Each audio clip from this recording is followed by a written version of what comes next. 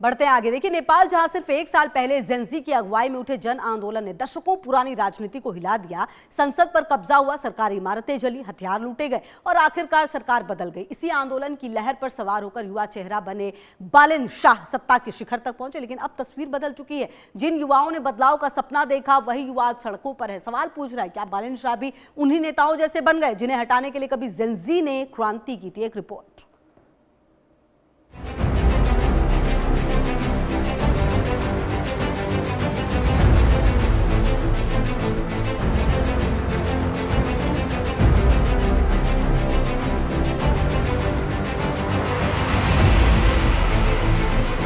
नेपाल में एक बार फिर जेंजी सड़कों पर उतर आया है। राजधानी काठमांडू समेत कई इलाकों में युवा सरकार के खिलाफ प्रदर्शन कर रहे हैं। गुस्सा बेरोजगारी, महंगाई, आर्थिक संकट और युवाओं के लिए रोजगार के अवसरों की कमी को लेकर है। पिछले कुछ दिनों में 3 युवाओं द्वारा आत्मदाह की कोशिश की गई, जिसमें से 2 की मौत ने पूरे नेपाल को झकझोर दिया है। इन घटनाओं के बाद सरकार के खिलाफ नाराजगी और तेज हो गई। विपक्ष और कई युवा संगठन आरोप लगा रहे हैं कि सरकार युवाओं की उम्मीद पर खरी नहीं उतरी। 3 आत्मदाह कोई मामूली बात नहीं है। आपको बता दें, साल 2023 में जब प्रेम आचार्य ने आत्मदाह किया था तो उस समय काठमांडू के मेयर रहे बालिन शाह ने इसे राज्य सरकार की चरम विफलता कहा था। अब मौजूदा घटनाओं पर उनकी चुप्पी विपक्ष और प्रदर्शनकारियों के निशाने पर है। प्रदर्शन कर रहे युवाओं का कहना है, जिस बदलाव का वादा किया गया वो जमीन पर दिखाई नहीं दे रहा। रोजगार सृजन की रफ्तार धीमी है। बड़ी संख्या में युवा अब भी विदेश पलायन कर रहे हैं और महंगाई लगातार आम लोगों की जेब पर बोझ बढ़ा रही है। जेंजी संगठनों का आरोप है कि चुनावी वादों के बावजूद युवाओं की आय बढ़ाने और अवसर पैदा करने के लिए पर्याप्त कदम नहीं उठाए गए। यही वजह है कि अब विरोध सीधे सत्ता तक पहुंच चुका है। लेकिन इस विरोध को समझने के लिए करीब 1 साल पीछे लौटना होगा।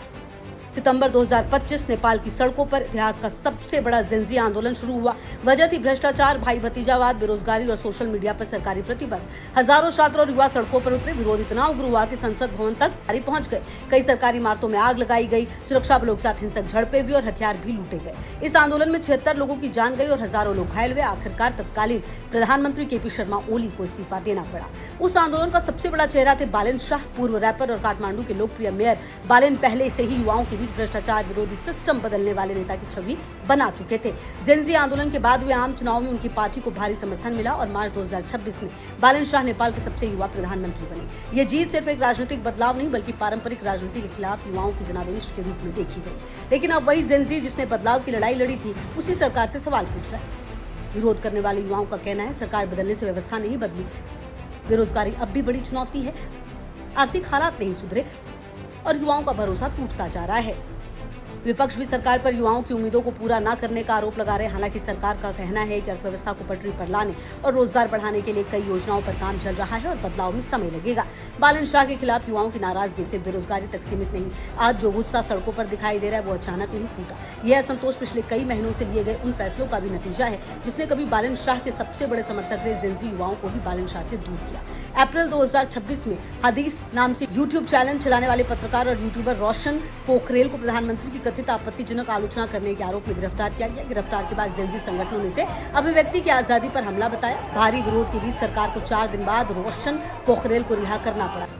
लेकिन तब तक एक बड़ा सवाल खड़ा हो चुका था, क्या सिस्टम को खुलकर चुनौती देने वाले बालिन शाह सत्ता में आते ही आलोचना से असहज हो गए?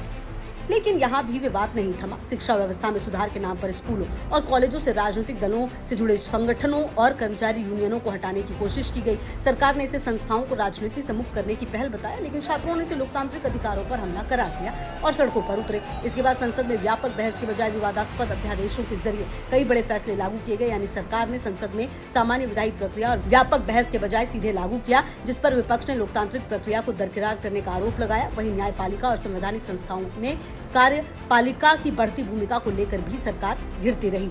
इन सब के बीच सबसे बड़ा सवाल बालिन शाह की उस छवि पर उठा जिसने उन्हें युवाओं का सबसे भरोसेमंद चेहरा बनाया था। कभी भ्रष्टाचार, सत्ता के दुरुपयोग और लोकतांत्रिक अधिकारों की लड़ाई का प्रतीक बने बालिन शाह अब वही जेंजी आरोप लगा रहा है कि जिसने व्यवस्था बदलने का वादा किया वो धीरे धीरे उसी व्यवस्था का हिस्सा बनता जा रहा है। यही वजह है आज नेपाल की सड़कों पर सिर्फ सरकार के खिलाफ नहीं, बल्कि टूटते भरोसे के खिलाफ भी आवाज बुलंद हो रही है। नेपाल की राजनीति में ये सबसे बड़ा विरोधाभास है। जिस जेंजी आंदोलन ने सत्ता बदली, आज वही पीढ़ी नई सत्ता से जवाब मांग रही है। सवाल सिर्फ बालिन शाह का नहीं, सवाल उस भरोसे का है जिसने युवाओं को सड़कों पर उतारा। अब देखना होगा बालिन शाह क्या अपनी ही पीढ़ी का विश्वास दोबारा जीत पाएंगे या फिर नेपाल में जेंजी की दूसरी राजनीतिक लहर एक और बड़ा बदलाव लेकर आएगी। Bureau report, India news.